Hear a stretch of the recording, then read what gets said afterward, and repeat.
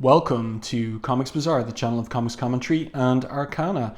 This video features The Amazing X-Men #2, cover dated April 1995. The cover here by Andy Kubert, penciling and inking himself, featuring Storm and Quicksilver versus one of Apocalypse's horsemen, and this one is the Abyss. And he's got a very interesting and cool design, and we'll see it much better inside the issue itself. But it's a difficult one to draw when you think about it. So Andy Kubert setting himself a challenge with that character design, but it makes for a really eye-catching and designy, dynamic cover. So let's open this one up to the first page, and this picks up from an event narratively dealt with in the previous issue, where this child, we get his name here, Jeremy Graves, was abducted by someone or something, and the means of abduction were these ribbons that wrapped around him and pulled him into the woods. And now whoever it was is going to be revealed. And I like the spotting of blacks on this page, but also the little detail of the rat here up on the pipe, and you see his red eyes shining, and then that's picked up and mirrored by the face of whoever it is has abducted the boy. So let's turn the page, and we shall see in this amazing double page spread that it is the Abyss. There you go. Take a look at that. That's superb. That is tremendous work by Andy Kubert, Matt Ryan on inks, and Kevin Summers on the colors, with Digital Chameleon covering the separations. Just again, look at the design there for this character. That is not easy to draw. Like, Andy Kubert has set himself a challenge with that character design, but it just looks so good, so cool, and menacing, horrifying. And of course, you know, Nicieza is manipulating the emotions of the readership by having this guy kidnapped, abduct, and torture a child.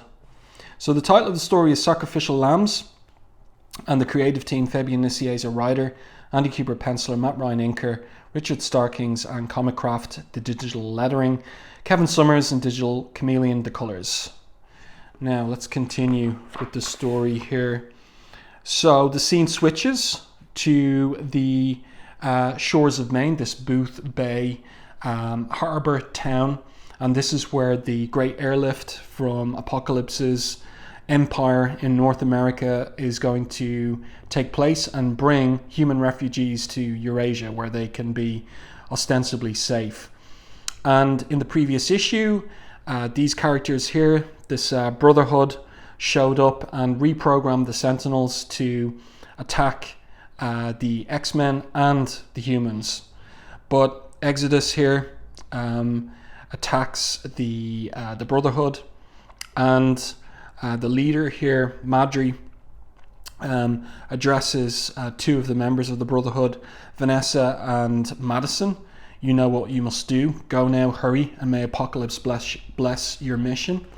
So they're separating out from the group, and Quicksilver decides, well, he'd better go after them. And so he's tracking them here. They're mixing in with a group of the human refugees, and as Quicksilver comes up behind them, like, how on earth is Madison Jeffries' box here supposed to blend in with the human refugees? Even these two, this old pair here, are looking at him and thinking, what on earth is going on? So Quicksilver comes up behind the woman, and he pulls off her cloak, and he's taken by tremendous surprise. Now, I just want to point out the lighting on this image of Quicksilver here. That's really nicely done as well. So the rendering, the hatching there from Matt Ryan, really well done. Just great art from Kubert on this issue and the previous issue as well. And this is what takes him by surprise. It's his dead sister, Wanda. So in the narrative captions, we get the backstory there, which was shown in X-Men Chronicles #1. His sister, the Scarlet Witch, killed years ago while the X-Men were away on their first mission. He thought the guilt would go away, that he survived that terrible day, and she didn't. But he was wrong. It hasn't. But the character is actually the metamorph Vanessa, and she gets ready to kill Quicksilver while he's in despair, but her knife is blasted away by Alison Blair, Dazzler. And this version of Dazzler in the Age of Apocalypse reality is a much cooler, more action-oriented version of the character with powers that go beyond what she's ever been shown to have in the regular reality. And she says here, Wanda Lensher was a special person. I've been told that she died so that we could all live in a better world. So if you don't stop your impersonation now, Metamorph, you're going to burn. But what happens is that Box reprograms one of the Sentinels to target Dazzler for immediate termination. So that's a great anchor image there, action image too, and a great combination of the blackline art and also the digital coloring effects as well, even on the sound effect too. So really, really nicely done. And in the confusion, Vanessa and Box make their exit. Here they are, getting away. And we will pick up with them in Weapon X #2. We'll see their arrival on the coast of England. So Quicksilver's concern here is protecting, or rather Exodus's concern is to protect Dazzler and Quicksilver rather than go after Box and Vanessa from the Sentinels, which have been, as I said earlier, reprogrammed to target the mutants. And just as the Sentinels there, I really like the spotting of blacks, the deep shadow on the face of the robot Sentinel as it gets ready to target for extermination the injured Dazzler, Quicksilver, and Exodus. And then Storm intervenes, and she uses a lightning strike within a contained 50 feet above the mutant hunters to disrupt their internal systems and their targeting systems. And so she says here, it's a great anchor image of Storm as well, she says to Pietro, the electrical pulse will only disrupt these Sentinels for a few minutes at best. I advise we decide what to do with the appropriate haste. Okay, so Quicksilver's the leader here, and he determines that we can't help the humans if we have to defend ourselves from the Sentinels. So they've got to do something about reprogramming those Sentinels again. And Iceman's back. He got discorporated at the end of the previous issue, but he's reconstituted himself. And again, that's another little indication, a little window into how much more powerful Bobby Drake is in the Age of Apocalypse reality. So Spine, Yeti, and Arclight aren't a problem anymore. They've been dealt with. But the Madri got away. Banshee screamed a bloody fit and went after him solo. So here he is. That's a really cool anchor image of Banshee. And his design, his Age of Apocalypse costume design is pretty cool too. And so he thinks back on Magneto coaxing him out of retirement to join the X-Men because it would be better to die on his feet than live on his knees. Anyway, he zeroes in on the Madri and finds him strung up at the arc that brought the Brotherhood there. And he's thinking to himself, hanging in the open like that, the Cardinal Madri dead, but who, why? It's really great couple of pages, these, especially this anchor image now of Abyss emerging from the ship. And so he says, what's the price of failure in Apocalypse's paradise? Death. So that's why the Madri was strung up, because the humans have an opportunity to get away. And Abyss's philosophy is make them all paste, humans and mutants, I say. The religious fanatic actually liked it too, thought he deserved it. And so Banshee asks him who he is. And so for the second time we get this guy introducing himself as the Abyss. And Banshee isn't impressed. He thinks the guy's insane. But here, horrifically, he shows him that he's got something for Banshee, and it is the child. So as soon as Banshee sees that, he's horrified. He asks Abyss, look at that image of Abyss here by Andy Kubert, even with his tongue in these kind of this ribbon type form. So Banshee asks him, what kind of soulless devil are you? He wants he wants to do an exchange the boy for the son of Magneto. He says, that's who I want, and that's who I'm going to have.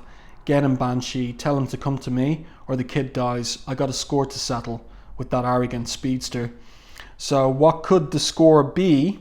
So Banshee arrives back and he sees that the humans are screaming in agony because Abyss has instituted a psionic tremor on the humans, and that's what's going on there. So the X-Men are trying to assist the humans in their agony. Banshee lands here. Look at that. Look at the way that the costume is rendered. It looks so good.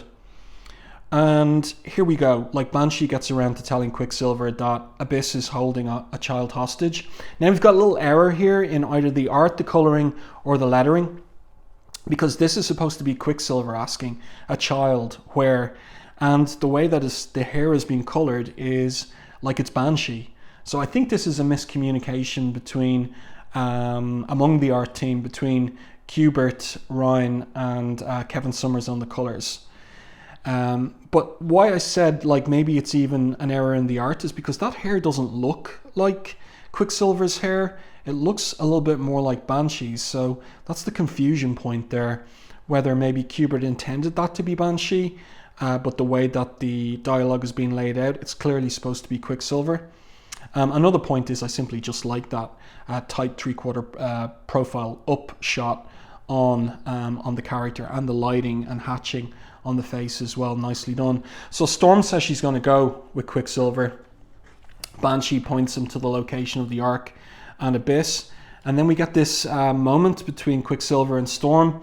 Storm says, you need someone with a clear head to back you. I know how you get when children are involved, but you know your father's cardinal rule, never face an unknown enemy alone. So they go together, and back with the X-Men at the landing takeoff site, they know that they've got to reprogram and overcome the damage to the Sentinels so that the airlift can take place for the human refugees. So then, seconds later and miles away, I like this shot and I like the concept here. We've got an angle on Storm flying towards the Ark and Quicksilver racing along the forest floor towards the Ark as well, the two of them together. And also we learn that Storm, in the Age of Apocalypse, has feelings for Quicksilver. And she thinks to herself here, and I've kept my feelings for you hidden for far too long.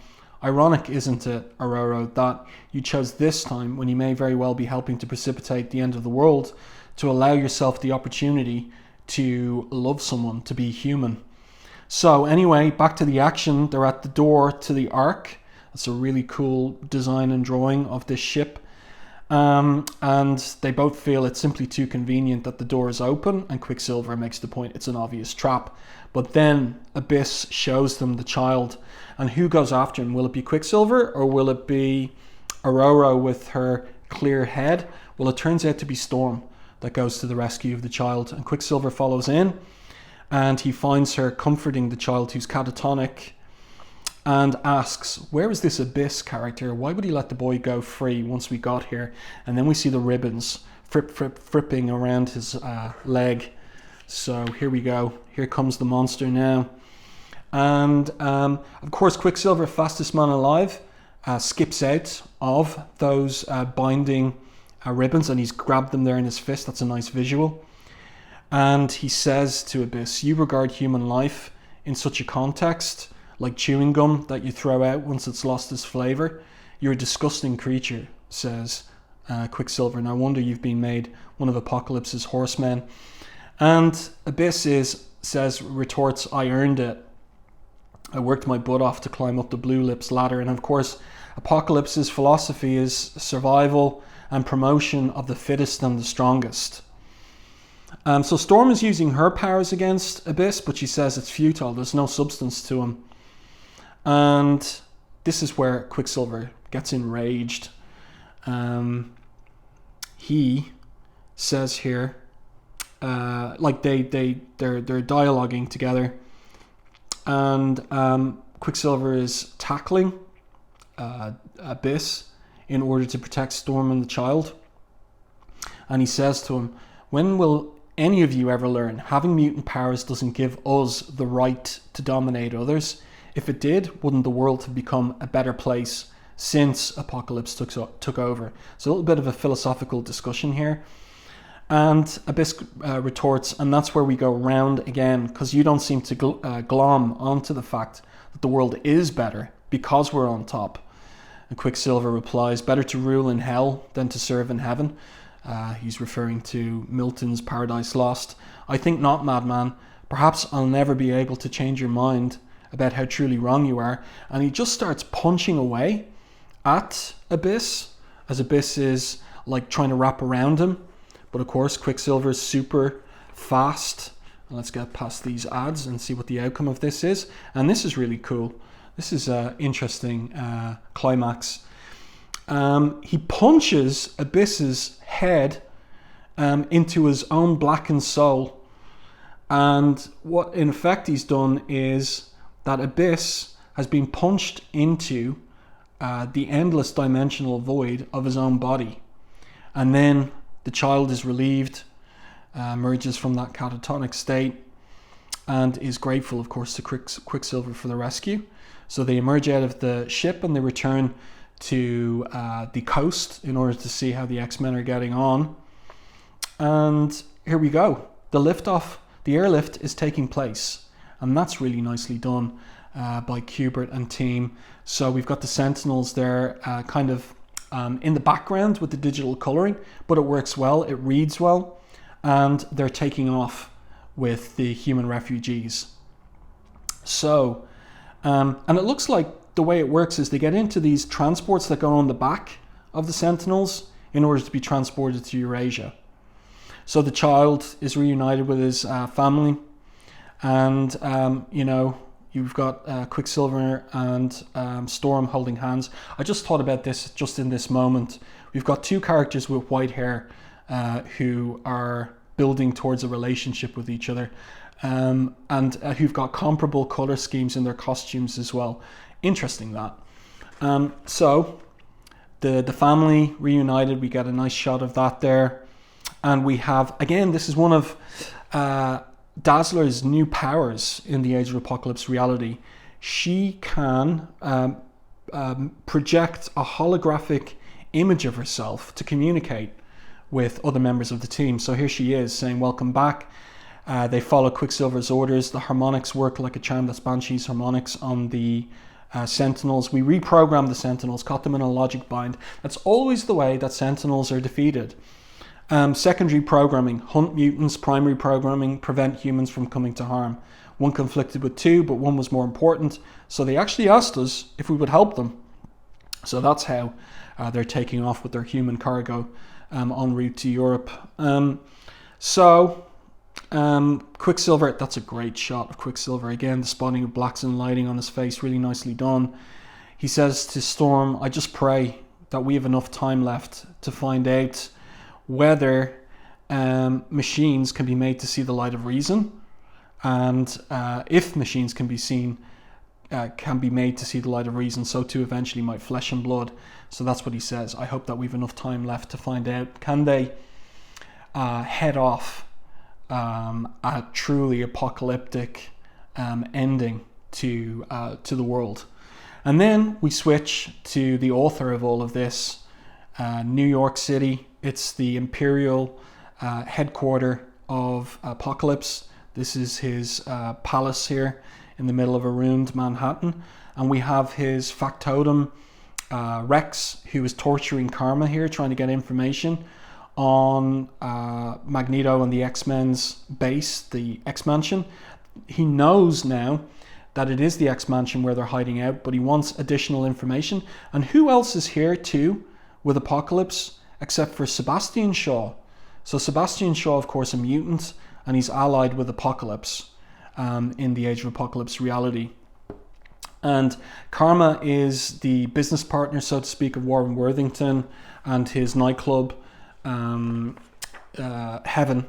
And Shaw is looking for information on the location of Gambit. But Rex is interested in the security systems of the X-Mansion, that sort of thing. And he threatens her with setting the Shadow Thief, or letting the Shadow Thief out of his bottle. So who could the Shadow Thief be? It's Farouk. the Shadow King in the main reality.